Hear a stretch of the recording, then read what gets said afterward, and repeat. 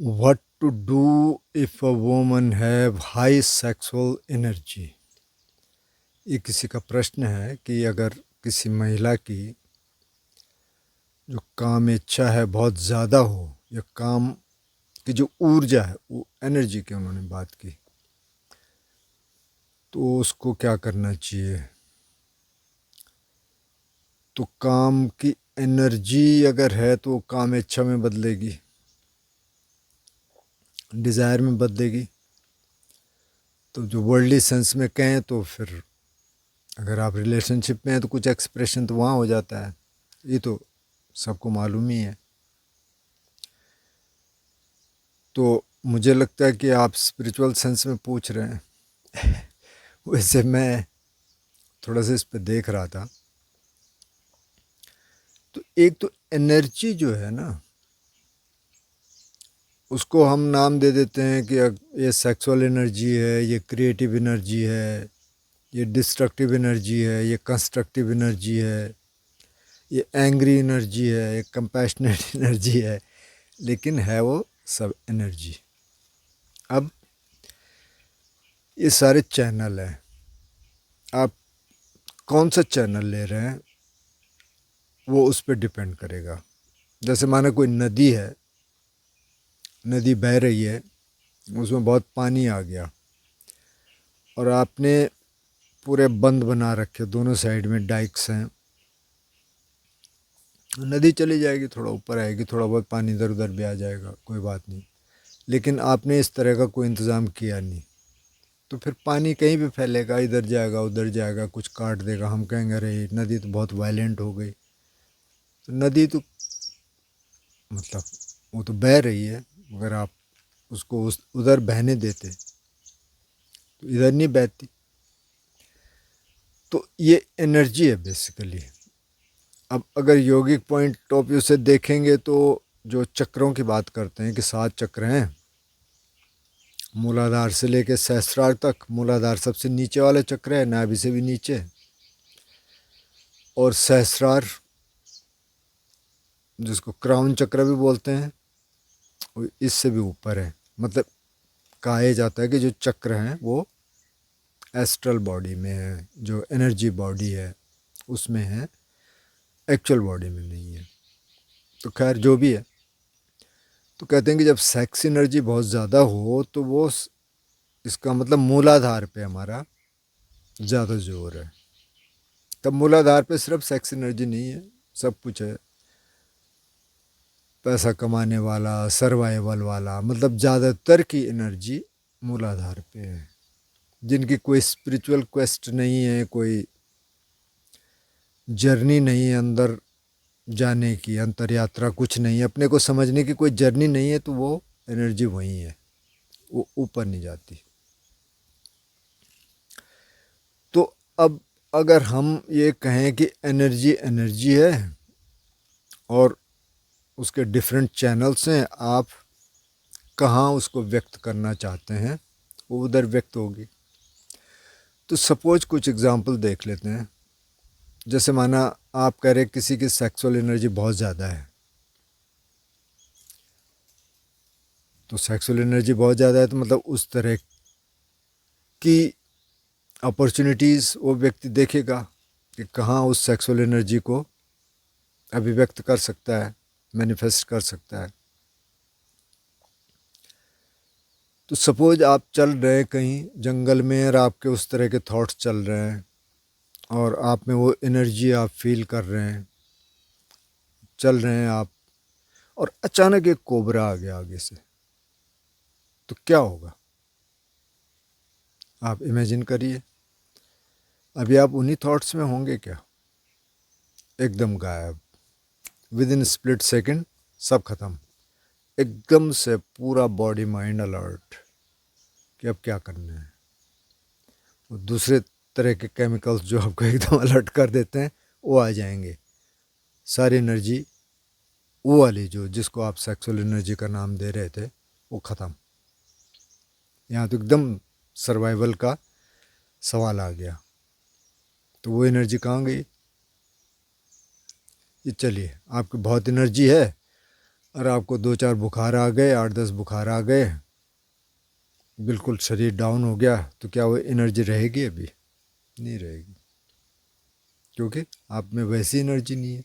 तो एनर्जी तो एक ही है, आप कहाँ उसको चैनलाइज कर रहे हैं उस पर डिपेंड करेगा।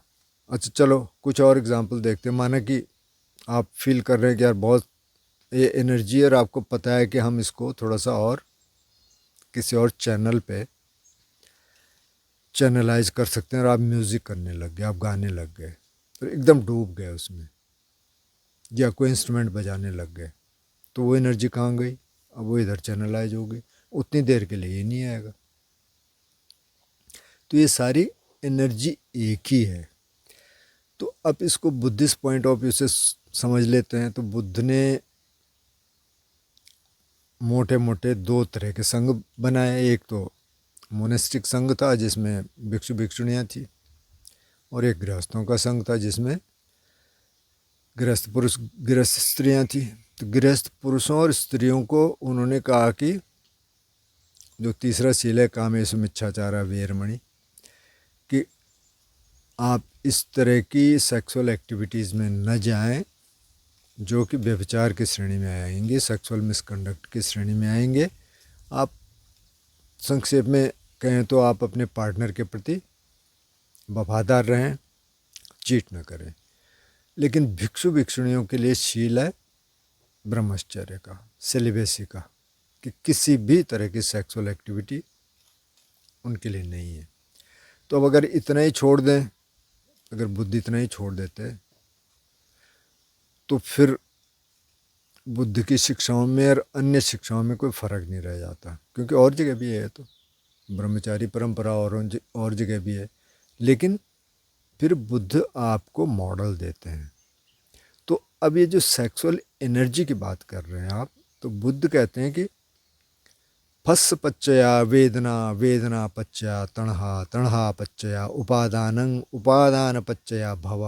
ये डिपेंडेंट ओरिजिनेशन की कड़ियाँ हैं जो कुल मिला के 12 हैं, लेकिन ये बहुत महत्वपूर्ण है। फस्स का मतलब स्पर्श, कांटेक्ट। तो आप महिला की बात कर रही हैं, महिला पुरुष की बात एक ही है, वो एनर्जी एक जैसी है। तो कांटेक्ट हुआ, स्पर्श हुआ, जैसे आँख का स्पर्श हुआ, आपने किसी हैंडसम पुरुष को देखा या किसी पुरुष ने कोई खूबसूरत महिला को देखा, फस पच्चा वेदना, तो उस कांटेक्ट से क्या हुआ? एक सेंसेशन आई, एक वेदना हुई शरीर में। वो कैसी वेदना हुई उसका आपने नाम दिया, करे ये सेक्सुअल एनर्जी है, क्योंकि आपका मन ने ये डिकोड किया कि अच्छा हाँ वाह ये तो बहुत अच्छी महिला है, बहुत अच्छा पुरुष है। वेदना पच्चया तणहा, उस सेंसेशन के कारण तृष्णा जागी। उसको तृष्णा कहा, इच्छा नहीं बोला, तृष्णा बोला। क्रेविंग, एक क्रेविंग जागी कि अच्छा मैं इसके साथ होती, इसके साथ होता तो कितना अच्छा होता। तणहा पच्चा उपादानंग, और उस क्रेविंग से एक तरह का चिपकाव, उपादान का मतलब चिपकाव, क्लिंगिंग जागी, कि अगर माना कि आप साथ आ गए और फिर एकदम चिपकाव आ गया कि बस अब तो अलग नहीं होना है, कुछ टाइम तक शायद रहेगा, कुछ टाइम के बाद वो भी ख़त्म हो जाता है, तो फिर कोई और ऑब्जेक्ट दिखेगा। उपादान पच्चया भव, और उसके बाद हम भव बनाते हैं। भव बनाते हैं मतलब कि नया कुछ रचते हैं। तो इस मामले में अगर देखें कि नए फैंटेसीज आएंगी, कोई नया ऑब्जेक्ट आएगा। तो इसी तरह से जो कांटेक्ट हुआ, तो हमने आँख का कांटेक्ट हुआ, या आपने कान से कोई ऐसी आवाज़ सुनी, उस पे उस तरह के थॉट्स आए, नाक से कुछ इस तरह का सूंघा, कोई गंध सूंघी। बुद्ध एक सूत्र में कहते हैं कि पुरुष को जो सबसे अच्छी गंध, जो दुनिया में सबसे अच्छी गंध लगती है, वो स्त्री की गंध लगती है। स्त्री की गंध बोलिए, जो भी फ्रेगरेंस बोल लीजिए सुगंध बोल लीजिए। और स्त्री को जो सबसे अच्छी सुगंध लगती है वो है पुरुष की। तो उससे अच्छा कि कुछ लगता ही नहीं है। अब पता नहीं आपके क्या एक्सपीरियंस है, अगर आप साथ में होंगे तो कभी देख लेना कि ऐसा कुछ है कि नहीं है। तो ये अंदर से है, तो इसीलिए कोई भी सेंस ऑब्जेक्ट, आँख, कान, नाक, जीभ, त्वचा, इनका स्पर्श हुआ और उस तरह के थॉट्स आए। और मन तो है ही, हर समय मन है, बाकी कुछ भी नहीं रहेगा तो मन रहेगा। मन में कोई थॉट आया, उसने ट्रिगर किया, तो ये सारे ट्रिगर्स हैं। अगर आप आज की भाषा में कहें तो ट्रिगर है।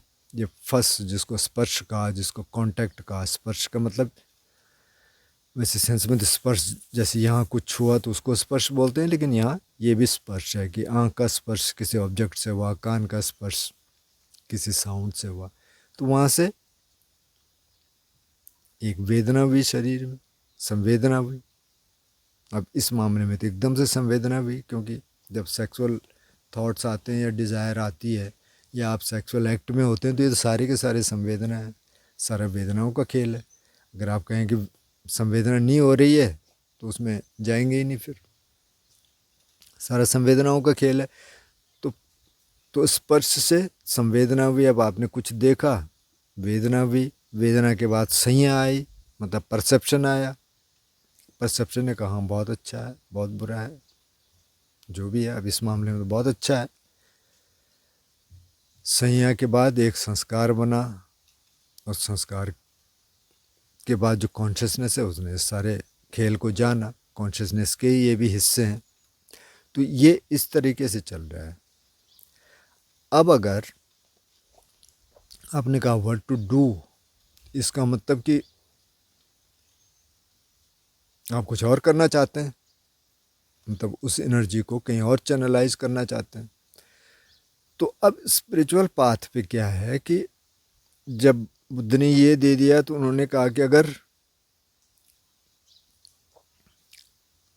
स्पर्श न हो तो फिर वेदना नहीं होगी,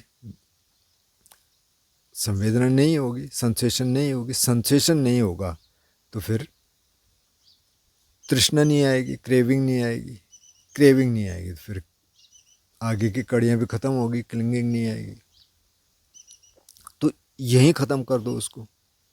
लेकिन अब स्पर्श तो होगा, तब स्पर्श होगा तो फिर थोड़ा आगे जाके उसको कंटेम्पलेट करिए और वहाँ ख़त्म कर दीजिए उसको, कि अच्छा भाई इसमें आगे नहीं जाना है मेरे को। अगर आगे नहीं जाना है तो, अगर जाना है तो आप जाइए, लेकिन अगर आप स्पिरिचुअल पाथ पे हैं और आपका सवाल इस तरह का है तो फिर उसके लिए ध्यान है। तो अगर सपोज इस समय बहुत डिज़ायर आ रही है और आपने कहा कि नहीं, आप अकेले हैं, कि मेरे को किसी और फैंटेसीज़ में नहीं जाना है, मेरे को कुछ और नहीं करना है, और आप बैठ गए कि अच्छा ठीक है मैं ध्यान करती हूँ। आपने सांस देखनी शुरू कर दी, फिर से दिमाग वहाँ जाएगा, फिर आपने सांस देखनी शुरू कर दी। तो कई बार अब सांस पर्याप्त नहीं है, तो फिर बुद्ध ने वहाँ जो बॉडी कंटेम्पलेशन, जो 4 एलिमेंट हैं और जो 32 पार्ट हैं बॉडी के, वो दिया कि भाई ये शरीर क्या है, इसमें पृथ्वी धातु है। तो ऊपर से आप बाल देखिए, स्किन देखिए, हड्डियाँ देखिए, त्वचा देखिए, ये जो सॉलिड पार्ट्स हैं ये क्या है, पृथ्वी धातु है। फिर जल धातु है, खून है और पेशाब है, सलाइवा है, और जो अंदर केमिकल्स हैं, डाइजेस्टिव जूसेस हैं, वो सब लिक्विड हैं। फिर गैसेस हैं, पेट में गैस बनती है, कुछ ऊपर जाती है, कुछ नीचे जाती है, बीच में भी कहीं गैस होगी। और फायर एलिमेंट है, जो गर्म है, जो ठंडा है, वो फायर एलिमेंट है। और फिर 32 पार्ट, जो पार्ट बाय पार्ट के, अच्छा ये ब्रेन है, ये ब्रेन मैरो है, ये त्वचा है, ये सलाइवा है, अंदर के ऑर्गन्स हैं, बाहर की चीज़ें हैं। इनका जब आप कंटेम्पलेशन करते हैं और देखते हैं कि इसमें कुछ भी ब्यूटीफुल नहीं है, इसको कहा अशुभ मेडिटेशन। अशुभ का मतलब कि ब्यूटीफुल नहीं है, ये इसका मतलब ये नहीं है कि उस पर घृणा जगानी है, लेकिन क्योंकि आप यहाँ देखना चाह रहे हैं कि उस ऑब्जेक्ट में है क्या, तो उस ऑब्जेक्ट में जो बाहर बाहर से दिख रहा है एक्चुअली में अंदर तो कुछ और ही और है। अंदर के सारे ऑर्गन है, सारा अनडाइजेस्टेड फूड है। अब एक आप थोड़ा इस पे विचार करिए कि माना कोई बहुत हैंडसम लड़का है या पुरुष है, आपका दिल उस पे आ गया और आप उसके साथ आ गए, लेकिन और आप अपने रोमांटिक आइडियाज़ में थे। अब अचानक इसको कुछ हुआ, ये उल्टियाँ करने लग गया और हो सकता है आप पे कुछ छींटे आ गए, तो वो जो डिज़ायर थी, वो जो थॉट्स थे, वैसे रहेंगे क्या? सारा बदल जाएगा।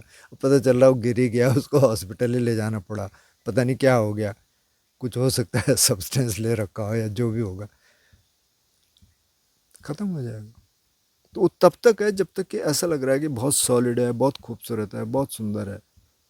बुद्ध ने कहा कि ठीक है, बाहर से आप ऐसे देख रहे हैं लेकिन अंदर तो कुछ और है। अगर मतलब ये स्किन है कितने एमएम की, बहुत पतला है, अगर ये सारी स्किन निकल जाए तो कैसा लगेगा आदमी? तो क्योंकि उस पर ऑब्सेशन होता है। अब ये नहीं है कि वो गलत है, लेकिन ऑब्सेशन गलत है। जब आप उसी में हैं, उसका एक टाइम है, उसका एक निश्चित जगह है। अगर उसमें ऑब्सेशन आ जाए, जैसे पुरुषों में बहुत ज़्यादा आ सकता है और आता है, तो फिर ये चीज़ें हैं कि भाई ठीक है, जब वो है तो है, जब नहीं है तो हमको यहाँ रहना है। तो इसलिए मेडिटेशन है कि व्हाट टू डू, मतलब आप मेडिटेट करिए और थोड़ा थोड़ा अगर समाधियों में जाना शुरू हो जाए मन, तो फिर ये डिज़ायर्स अपने आप कम हो जाती हैं, जब तक कि वो स्थिति रहेगी। एक तो मेडिटेशन की स्थिति रहेगी, या जब तक आप उन स्थितियों में जा सकते हैं तो ये अपने आप कम हो जाता है। ये दोनों एक साथ नहीं हो सकते। अभी मेरा ख्याल 1-2 दिन पहले की वीडियोस में ये बात हुई हमने की कि ये दोनों प्लेजर, ये जो सेक्सुअल प्लेजर है, ये इसको कहा बहुत घटिया टाइप का बुद्ध ने कहा कि ये बहुत घटिया टाइप का प्लेजर है, और जो समाधि का सुख है वो बहुत ऊंचे स्तर का है। तो जब आपको ऊंचे स्तर का मिल जाएगा तो आपको नीचे स्तर का क्यों चाहिए फिर? तो और ये नीचे स्तर का आपको छोड़ना पड़ेगा अगर आपको ऊंचे स्तर का चाहिए, कम से कम एक टाइम पीरियड के लिए, 15 दिन, 20 दिन, 1 महीना, जितने टाइम आप दे सकते हैं। तो तरीका वही है, आप वहाँ जाएंगे, समाधि तक जाएंगे तो ये अपने आप कम हो जाएंगे। अच्छा, फिर नॉर्मल नॉर्मल वे में बात करें तो आप कुछ क्रिएटिव काम करना शुरू कर दीजिए। कुछ आप म्यूज़िक करना शुरू कर दीजिए, पेंटिंग करना शुरू कर दीजिए, मिट्टी के साथ खेलना शुरू कर दीजिए, कहीं घूमने चले जाइए, दोस्तों के साथ चले जाइए, उससे ये चैनलाइज हो जाएगा। कुछ आप लिखना शुरू कर दीजिए, या अगर आप गार्डन है तो आप वहाँ थोड़ा काम करना शुरू कर दीजिए। अगर किसी की एनर्जी बहुत ज़्यादा है, जो कह रहे हैं कि सेक्सुअल एनर्जी, दिन भर आप काम करवाइए उस बंदे से, बिल्कुल गैंती दे दीजिए, वो गैंती जो खोदने वाला है, और दिन भर खुदवाइए गार्डन इधर उधर उधर, फिर पूछे अभी है तो गायब हो जाएगी, क्योंकि वो उसको तो इतनी थकान होगी कि उसको पहले आराम चाहिए। तो एनर्जी को कहाँ आप ले जाते हैं वो उस हिसाब से जाएगी, क्या आप सोच रहे हैं उस हिसाब से जाएगी। जैसे लाओ त्सु कहते हैं ना, जो आप सोचते हैं वो बन जाते हैं। अब इस पे कई बार लोग उसको मिस इंटरप्रेट करते हैं कि हाँ आप सोचते रहिए, रहिए और वो मैनिफेस्ट हो जाएगा। जैसे किसी ने कहा भी है कि वो क्या law of attraction, law of manifestation, उस पर कुछ बताइए। क्योंकि अब लाओ त्सु क्या कह रहे हैं? लाओ त्सु तो ये कह रहे हैं कि भाई आप जिस तरह के थॉट्स सोचेंगे उसी तरह के फिर वो एक्शन में आएगा, उसी तरह के डिज़ायर्स आएंगी।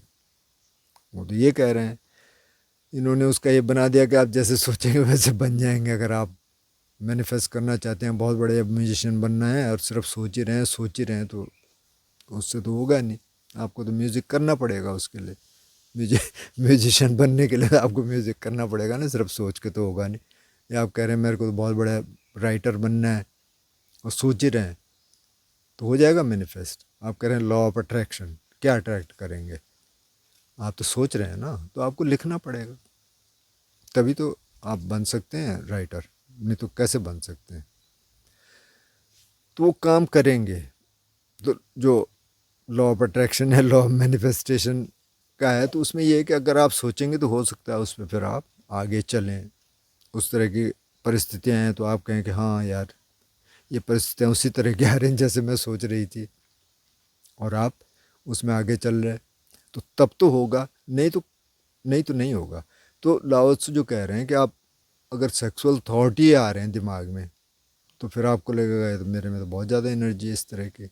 और अगर आपने कोई एक रिट्रीट कर दी, सारे थॉट गए कुछ टाइम के लिए, ख़त्म, लगता है कि एनर्जी, ये जो सेक्सुअल एनर्जी थी ये तो ख़त्म ही हो गई, वो फिर आ जाएगी।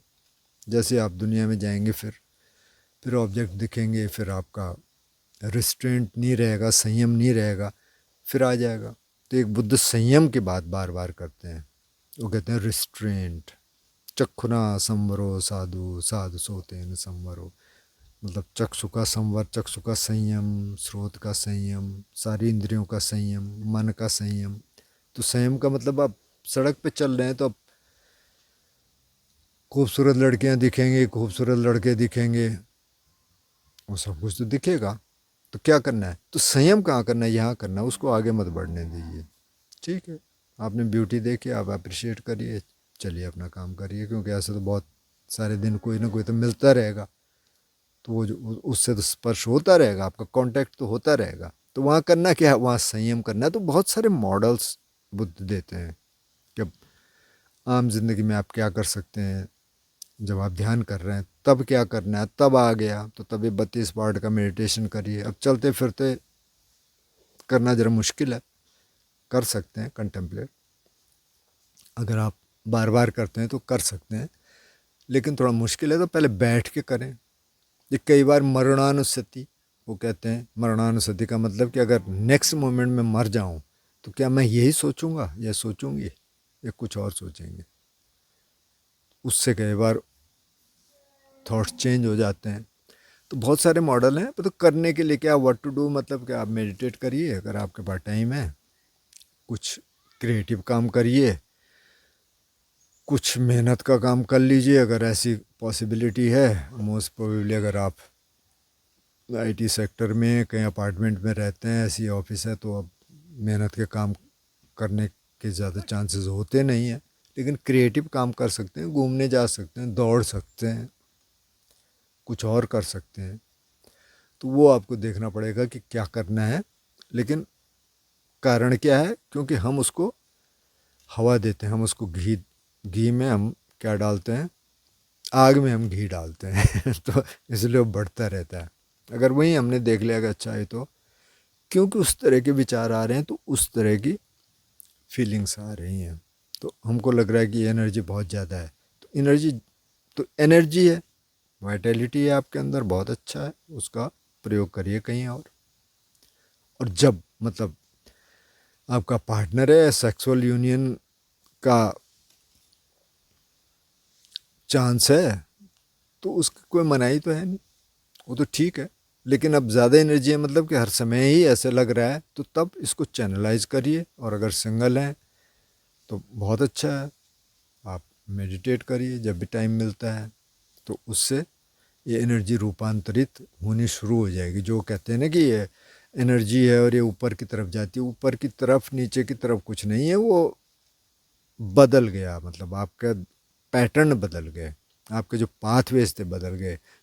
जैसे आप सोचेंगे उस तरह के पाथवेज बनेंगे मन में। अगर सेक्सुअल थॉट ही आ रहे हैं हर समय, तो फिर वो दिमाग के लिए बहुत आसान हो जाता है। एक आया, कोई कहीं से भी कुछ ट्रिगर आया, उसने उस पर सोचना शुरू कर दिया। वो एक जैसे पैटर्न होते हैं। कभी आप अपने दिमाग को देखना, जो भी आ रहा है, सेक्सुअली ज़रूरी नहीं है, कुछ और भी आ रहा है, एक तरह के पैटर्न होते हैं।